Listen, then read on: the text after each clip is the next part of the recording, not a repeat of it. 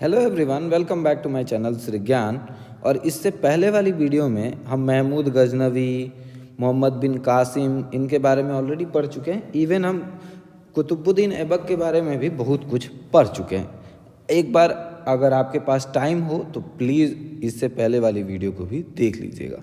ठीक है, हम मोहम्मद गौरी से शुरू करते हैं। देखिए, मोहम्मद गौरी के बारे में तो हम ऑलरेडी पढ़ चुके हैं, फिर भी ये बता देते हैं कि ये कहाँ से आया था। ये आया था गौर प्रदेश का रहने वाला था, ये अफ़गानिस्तान से। ठीक है, कुतुबुद्दीन ऐबक गौर प्रदेश यानी कि अफ़गानिस्तान से रहने वाला था। और इसकी बेटी को प्यार हो जाता है इसी के एक गुलाम कुतुबुद्दीन ऐबक से। तो जब कुतुबुद्दीन ऐबक से प्यार हो जाता है तो मोहम्मद गौरी इसकी शादी करवा देता है कुतुबुद्दीन ऐबक से, और राज्य भारत को कुतुबुद्दीन ऐबक को सौंपकर वापस चला जाता है। ठीक है, कुतुबुद्दीन ऐबक को वापस सौंप के चला जाता है। कुतुबुद्दीन ऐबक बहुत ज़्यादा दानवीर होने की वजह से इसे हातिम भी कहा जाता था और लाख बख्श भी कहा जाता था। 1206 से 1210 तक यह शासन करता है। पूरा कुरान अच्छी तरह याद होने की वजह से इसे कुरान बख्श भी कहा जाता था। कुतुबुद्दीन ऐबक के सेनापति का नाम बख्तियार खिलजी था। कुतुबुद्दीन ऐबक ने बख्तियार खिलजी से कह के इसे क्या किया था, कुबतुल इस्लाम मस्जिद बनवाया था। कुबतुल इस्लाम मस्जिद कहाँ है? दिल्ली में। ठीक है, और इसी सेनापति ने 2.5 दिन का झोपड़ा भी बनवाया था। 2.5 दिन का झोपड़ा कहाँ है? अजमेर में। यह एक विद्यालय था संस्कृत का, और इसे तोड़कर मस्जिद बनाया गया था। ठीक है, यही बख्तियार खिलजी नालंदा विश्वविद्यालय को भी जलाता है। ठीक है, और यही बख्तियार खिलजी बिहार में एक जगह है बिहार शरीफ नाम का, उसको भी इसी ने बसाया था। ठीक है, कुतुबुद्दीन ऐबक कुतुब मीनार बनवाना शुरू करता है। किसके लिए? बख्तियार काकी। अब बख्तियार काकी कौन है? कुतुबुद्दीन ऐबक के गुरु, और उनकी याद में क्या बनाता है? कुतुब मीनार। ठीक है, इस पूरे इन्फॉर्मेशंस को आप कैसे लिखते हैं, कैसे याद रखते हैं, ये आपके ऊपर है। ठीक है, कुतुबुद्दीन ऐबक पहले क्या था? एक कैप्टन था। कहाँ का? लाहौर का। ठीक है, इससे पहले वाली वीडियो देखेंगे तो आपको ज़्यादा बेटर तरीके से समझ में आएगा। अब हम बढ़ते हैं थोड़ा सा आगे। तो देखिए, गुलाम वंश कब से कब तक? 1206 से 1290 ईस्वी तक, लगभग 80-85 साल तक शासक करता है। ठीक है, कुतुबुद्दीन ऐबक एक गुलाम था, और गुलाम वंश का वास्तविक शासक इसको नहीं माना जाता था। तो वास्तविक शासक क्यों नहीं माना जाता था? इसका रीज़न ये है कि उस समय जो भी राजा बनता था उसको ईरान के खलीफा, अब ईरान के खलीफा मतलब वहाँ के एक धार्मिक गुरु होते हैं, और वो धार्मिक गुरु क्या करते हैं कि इनको परमिशन देते हैं, इनको एक सर्टिफिकेट देते हैं कि हाँ, हम आपको अब राजा की सर्टिफिकेट देते हैं, अब आप राजा कहलाओगे। तो ये जो सर्टिफिकेट है ये कुतुबुद्दीन ऐबक नहीं लेता है। ठीक है, इसीलिए इसे वास्तविक शासक नहीं माना जाता है। कुतुबुद्दीन ऐबक को किस चीज़ की उपाधि मिली है? सिपह सालार की। इसने खुद ने दी है। ठीक है, कुतुबुद्दीन ऐबक क्या बनाता है? कुतुब मीनार बनवाना शुरू करता है, लेकिन बनवा नहीं पाता है, कंप्लीट नहीं कर पाता है। तो कंप्लीट कौन करता है? इल्तुतमिश। लेकिन कुछ समय के बाद बिजली गिरने से क्षतिग्रस्त हो जाता है, टूट जाता है कुछ हिस्सा, तो उसको फिरोज शाह तुगलक वापस मरम्मत करवाता है। अब अलाउद्दीन खिलजी क्या करता है? वो चाहता है कि कुतुब मीनार से ऊंची एक मीनार बनाई जाए, तो उस मीनार का नाम क्या दिया जाता है? अलाई मीनार। लेकिन वो बनवा नहीं पाता है, असफल रहता है, क्योंकि इसका कारण ये रहता है कि उसके जो सेनापति रहता है मलिक गफूर, उसने उसको दे दिया था ये जिम्मेदारी। और मलिक गफूर जो है वो सेनापति था, ना कि कोई आर्किटेक्चरल एक्सपर्ट। तो वो कहीं ना कहीं आर्किटेक्चरल टेक्नोलॉजी में कहीं ना कहीं गलती कर जाता है, जिसकी वजह से वो हार जाता है। इस समय के इतिहासकारों में 2 फेमस इतिहासकार रहे हैं, मिनहाजु सिराज और हसन निज़ामी। मिनहाजु सिराज द्वारा लिखी गई पुस्तकों में सबसे फेमस है तबकाते नासरी, और हसन निज़ामी जी की लिखी हुई ताजुल नासरी। ठीक है, इतनी इन्फॉर्मेशन आई होप आप लोगों को अच्छे से। ऐसे कुतुबुद्दीन ऐबक कहाँ मरता है? ठीक है। कुतुबुद्दीन ऐबक का जो मकबरा है वो लाहौर में है, ठीक है। 1210 में इसकी मृत्यु होती है और इस समय राजधानी भी कहाँ थी? लाहौर, ठीक है। अब बढ़ते हैं थोड़ा सा आगे। कुतुबुद्दीन ऐबक की मृत्यु के बाद कौन बनता है? आराम शाह, ठीक है। आराम शाह शासक बनता है, लेकिन ये अयोग्य शासक था, राजा बनने के योग्य नहीं था, तो ये 1 साल ही शासन कर पाता है, ठीक है। और आराम शाह क्या था? कुतुबुद्दीन ऐबक का पुत्र। तो उसके बाद कौन बनता है? इल्तुतमिश। इल्तुतमिश शासक बनता है 1211 ईस्वी में और 1236 ईस्वी तक शासक बना रहता है, ठीक है। इल्तुतमिश राजधानी कहाँ लेके आता है? दिल्ली। राजधानी कहाँ लेके आ जाता है? दिल्ली। इल्तुतमिश पहले यूपी के बदायूं का सूबेदार था, ठीक है। यूपी के बदायूं का सूबेदार था। ये 2 तरह की सिक्के चलवाता है, मुद्राएं चलाता है। तांबा जिसका नाम जीतल था और चांदी के सिक्कों का टांका, ठीक है। जियाउद्दीन मांग बरनी नाम का एक इंसान चंगेज खान से डर के इसके पास आता है। चंगेज खान के पास आता है, इल्तुतमिश के पास, चंगेज खान से डर के। चंगेज खान का इसके साथ कोई झगड़ा हो जाता है और ये डर के मारे इल्तुतमिश के पास आता है। जब इल्तुतमिश को पता चलता है कि ये चंगेज खान की वजह से यहाँ भागा है, तो इसको भगा देता है, क्योंकि उस समय के सबसे क्रूर शासकों में से एक था चंगेज खान। और अगर कोई भी राजा ये नहीं चाहता था कि चंगेज खान की नज़र उसके राज्य की ओर पड़े, क्योंकि उसे पता था कि लाशों के सिवाय और कुछ नहीं छोड़ता था चंगेज खान, ठीक है। तो चंगेज खान की डर की वजह से जियाउद्दीन मांग बरनी को भगा देता है, ठीक है। इल्तुतमिश यही है जो 1225 में किससे युद्ध करता है? तराइन का तृतीय युद्ध करता है यालदोज के साथ और यालदोज को हरा देता है, ठीक है। खुद को सुल्तान की उपाधि देता है और खलीफा से परमिशन भी ले आता है, सर्टिफिकेट ऑफ किंग भी ले आता है। तो हम इल्तुतमिश को क्या मानते हैं? वास्तविक संस्थापक मानते हैं, ठीक है। अब थोड़ा और आगे बढ़ते हैं। गुलाम वंश का वास्तविक शासक किसे माना जाता है? इल्तुतमिश को। ये बिल्डिंग वगैरह बनाने में मकबरा, गुंबद, मीनार, इन सब पद्धतियों को प्रचलित करता है, चलवाता है। अब ये जो बिल्डिंग्स वगैरह बनवाएगा ना, मॉन्यूमेंट्स वगैरह बनवाएगा, उसमें मकबरा, गुंबद, मीनारें वगैरह देखने को मिलेंगी। इक्ता व्यवस्था शुरू करता है। तो इक्ता व्यवस्था क्या है? भूदान, यानी कि सैलरी की जगह क्या देंगे? लैंड देंगे और उस पे आप खेती वेती करके अपना गुजर बसर करो, ठीक है। इल्तुतमिश एक और काम करता है। इल्तुतमिश क्या करता है? 40 सरदारों का एक ग्रुप बनाता है।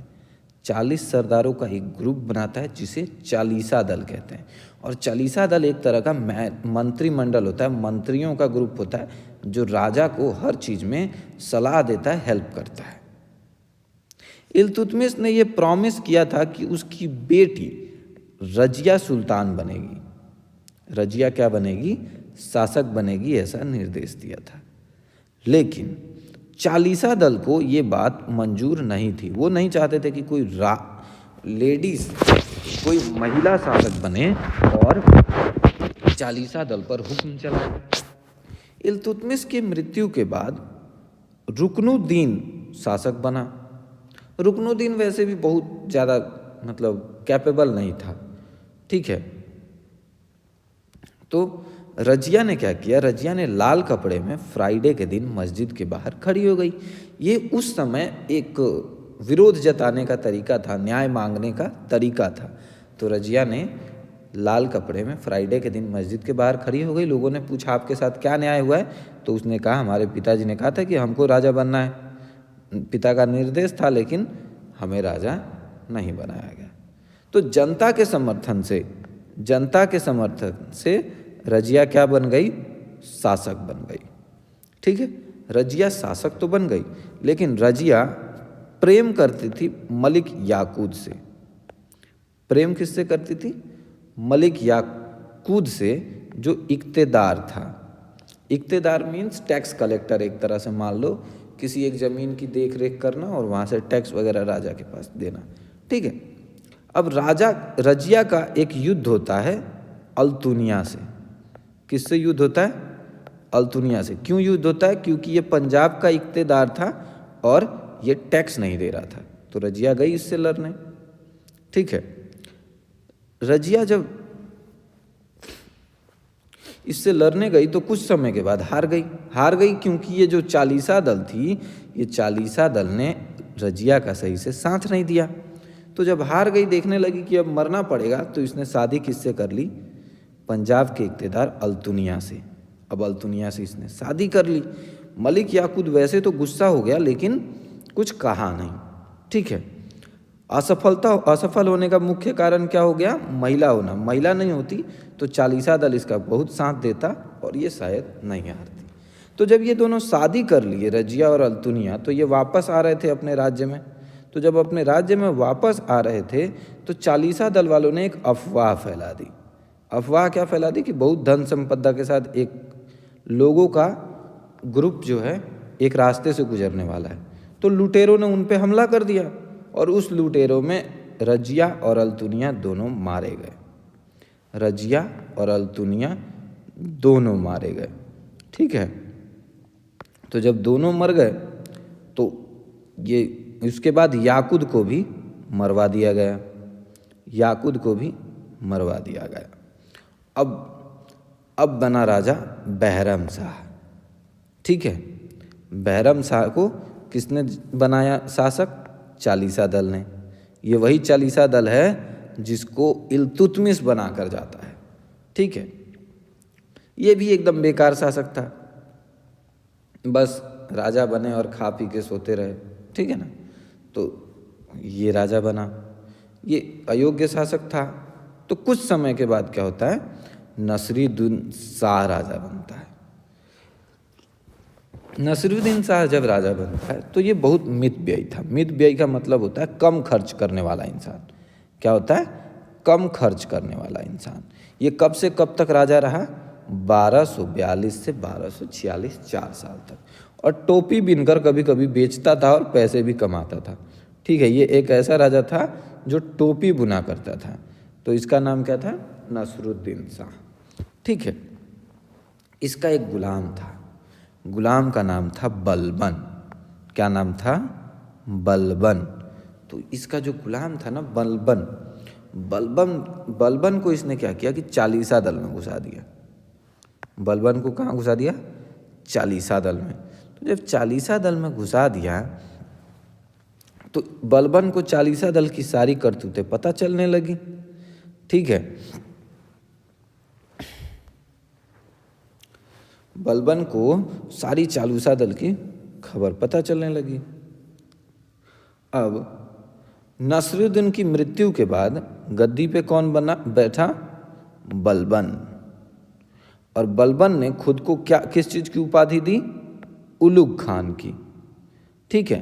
और साथ ही साथ जिल्ले इलाही की उपाधि दी, यानी कि शैडो ऑफ गॉड। इसने खुद को ईश्वर का प्रतिनिधि बनाया, messenger of God, messenger of God बना दिया, ठीक है। इसने खुद को क्या बना दिया? Messenger of God. यहाँ तक समझ में आया? इसने सजदा शुरू किया। सजदा मतलब किसी को झुक के प्रणाम करना। जब राजा के सामने आओ तो झुक के प्रणाम करो, इसने शुरू किया बलबन ने, ठीक है। नौरोज़ त्यौहार शुरू किया। नौरोज़ त्यौहार वैसे तो क्रिश्चियन लोगों का एक त्यौहार है, बट एकदम सिमिलर है नवरात्रे जैसा, जिसमें 9 दिन का उपवास रखा जाता है, ठीक है। ये रक्त और लौ की नीति अपनाता है। मतलब किसी से, रक्त का मतलब है ब्लड रिलेशंस कर लिए, ठीक है। किसी से शादी वादी कर ली और उसको अपने रिश्तेदार बना लिया, इस तरह से। और अगर कोई नहीं मानता है, किसी तरह से नहीं जीता जा रहा, तो बस लोह की नीति, यानी कि आक्रमण करो और उसे जीत लो, ठीक है। तो रक्त एवं लौ की नीति में या तो शादी वादी करके रिश्तेदार बना लो उसको, या तो फिर उसको ख़त्म करो। और इसने क्या किया? इसने चालीसा दल को ख़त्म कर दिया, क्योंकि ये जानता था चालीसा दल का खुद का मेंबर था ये चालीसा दल का, तो इसने चालीसा दल को ही समाप्त कर दिया। इसने अपने राज्य में बहुत सारे जासूस लगा दिए, चारों तरफ जासूस लगा दिए, क्योंकि इसको बहुत से लोगों पर भरोसा नहीं होता था। ठीक है, तो भरोसा नहीं होने की वजह से इसने क्या कर दिया, स्पाई लगा दिए, जासूस लगा दिया। और स्पाइस को क्या कहा जाता था, बरीद।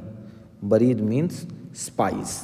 ठीक है, इसके पास दो और शासक बने, एक था क्यूमर्स और दूसरा कैकुबाद।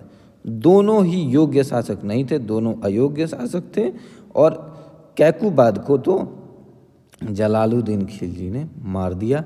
और जलालुद्दीन खिलजी की मृत्यु के साथ ही किस वंश का शुरू हुआ, खिलजी वंश।